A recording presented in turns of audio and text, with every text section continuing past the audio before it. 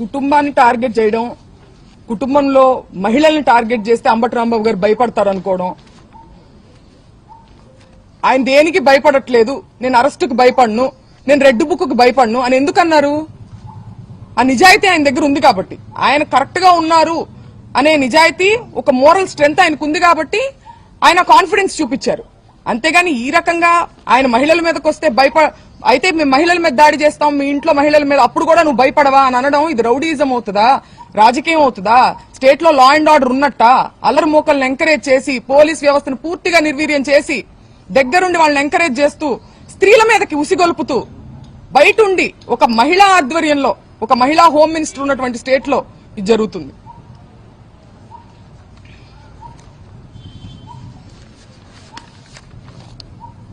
ఇంకేమన్నాడు కదా రాంబాబు గారు రాత్రి కోర్టులో చెప్పి నన్ను ఫిజికల్గా ఇబ్బంది పెట్టారు, నన్ను కూర్చోబెట్టి నన్ను బాగా చేశారు.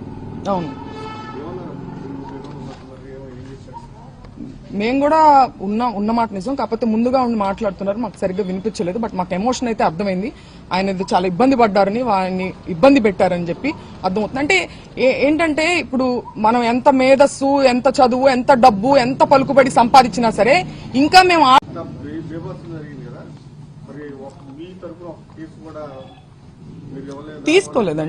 తీసుకోలేదు. మేము పెట్టడానికి ప్రయత్నిస్తున్నాం, పెట్టారు ఆల్రెడీ, ఇప్పుడు కూడా మేము పెడతాము. మా మదర్ కూడా సెక్యూరిటీకి ఇమీడియట్ గా 8 గంటల పాటు జరిగిందండి ఇది దాడి. అంటే ఏదో ఒక క్షణంలో వచ్చేసేసి దాడి చేస్తే వెంటనే పోలీసు వచ్చి కంట్రోల్లో తీసుకోలేకపోయారంటున్నా. తీసుకోలేదు, కావాల్సి తీసుకోలేదు. ఎందుకంటే 8 గంటల పాటు జరగదు కదండి. ఒక లా అండ్ ఆర్డర్ ఉన్న స్టేట్ లో ఎంత దూరం ఉంది ఇక్కడ నుంచి? డీజీపీ ఆఫీస్ కావచ్చు, లేకపోతే పోలీస్ బెటాలియన్ కావచ్చు, ఎంత దూరంలో ఉంది? వాళ్ళు కంట్రోల్ చేసుకోవాలంటే కంట్రోల్ చేయొచ్చు కదా.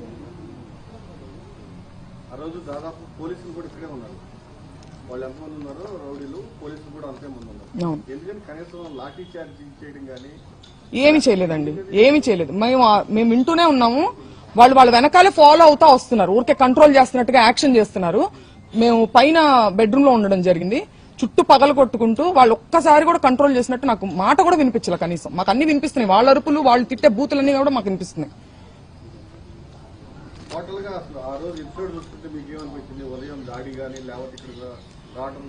అంటే మేము నిజంగా ఎక్స్పెక్ట్ చేయలేదండి. అంటే ఉద్రిక్త వాతావరణం మధ్యాహ్నం 3-4 అప్పటి నుంచి ఉన్నప్పటికీ మేము వెళ్ళిపోయి ఉండొచ్చు, మహిళలు, ఇంట్లో ఉన్న మహిళలు మేము వెళ్ళిపోయి ఉండొచ్చు. కానీ మేము ఇంత నీచమైనటువంటి జరుగుతుంది, ఒక గవర్నమెంట్ ఉన్న, ఒక ప్రాపర్ గవర్నెన్స్ ఉన్న స్టేట్ లో ఇలా జరుగుతుందని ఎక్స్పెక్ట్ చేయాలి. ఆఫీస్ మీద అంటే తగాదా జరగచ్చు అని అనుకున్నాం, కానీ ఇంట్లోనే ఉన్నాం స్త్రీలందరం. అసలు ఎక్స్పెక్ట్ చేయలేదు కాబట్టి మేము అక్కడే ఉన్నాం, ఖాళీ చేయకుండా మహిళల లోపలే ఉన్నాం, లేకపోతే ముందుగానే వెళ్ళిపోయేవాళ్ళం. రాంబాబు గారు కొన్ని దశాబ్దాల నుంచి ఉన్నారు, ఇలాంటి పరిస్థితి ఎప్పుడన్నా చూసారా? నేను చూడలేదండి. నేను నా చిన్నప్పటి నుంచి నేను రాంబాబు గారిని చూస్తున్నాను. ఆయన రాజశేఖర రెడ్డి గారితో పాదయాత్ర చేసిన దగ్గర నుంచి, తర్వాత ప్రతిపక్షంలో చాలా సార్లు ఉన్నారు, ఎన్నో గొడవలు, పోలీసులు, ఇవన్నీ మాకు పరిచయం లేని విషయాలు ఏం కాదు. మేము చిన్నప్పటి నుంచి కేసు చేస్తున్నవే. కానీ ఇంత మా మీదకొచ్చి, మహిళల మీదకొచ్చి, అంటే మహిళలను అడ్డం పెట్టుకుని ఆయన్ని బెదిరించే ప్రయత్నం, ఇది దీన్ని ఖండిస్తున్నా.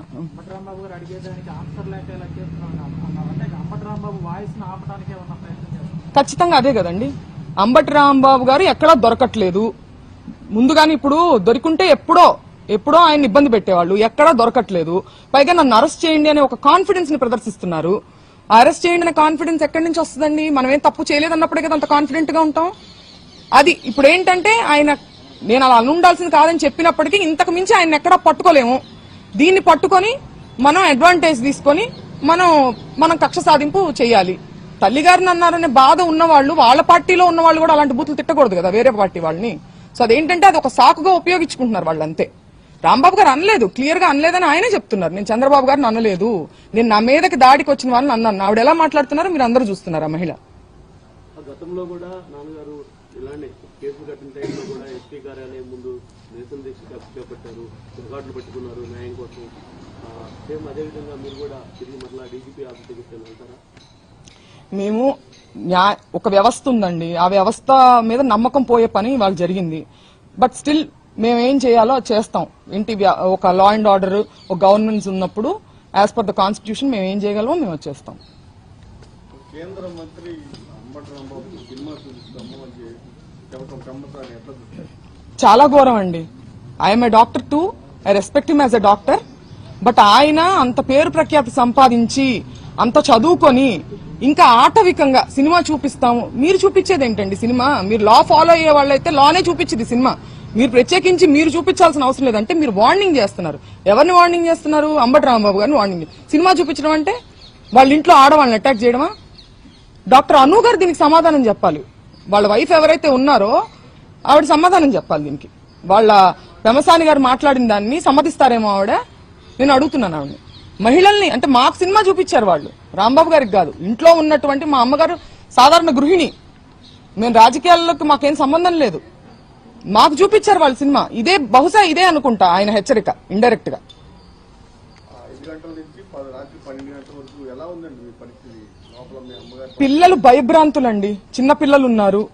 మా అమ్మగారు ఇప్పుడు మేమంటే తట్టుకోగలుగుతాము, ఆవిడ ఇప్పుడు భావోద్వేగాలకు గురై ఏమన్నా అయితే ఎవరు రెస్పాన్సిబిలిటీ? వాళ్ళు గ్యాపులుగా లోపలికి ఎంటర్ అవడానికి ట్రై చేస్తానే ఉన్నారు. అన్ని మీరు చూడొచ్చు ఎలా పగలు కొట్టారో, బ్యాక్ సైడ్ కూడా మీరు చూడొచ్చు.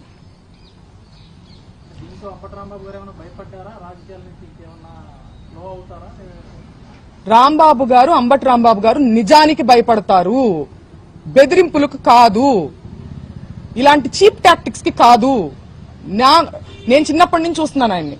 నిజం ఉంటే, పాయింట్ ఉంటే, లాజిక్ ఉంటే భయపడతారు. అంతే తప్పితే దాడులకు, ఇలాంటి బెదిరింపులకు, చీప్ టాక్టిక్స్, మా మీదకి వచ్చారు అనే ఒక చీప్ టాక్టిక్ ని ప్రయోగిస్తే ఆయన ఏం భయపడరని నేను అనుకుంటున్నా. అట్ ద సేమ్ టైం మా సేఫ్టీ గురించి కూడా ఆయన చాలా వరి అయి ఉంటారు. మాట్లాడే అవకాశం కలిగిందా రాంబాబు గారితో? మీరు లేదండి, అనుమతించలేదా? అనుమతించలేదు. పోలీసులు నెట్టేస్తానే ఉన్నారు. మాకు మాట్లాడడానికి అసలు అవకాశం ఏం లేదు. మేము జస్ట్ చూస్తా ఉన్నాం అంతే.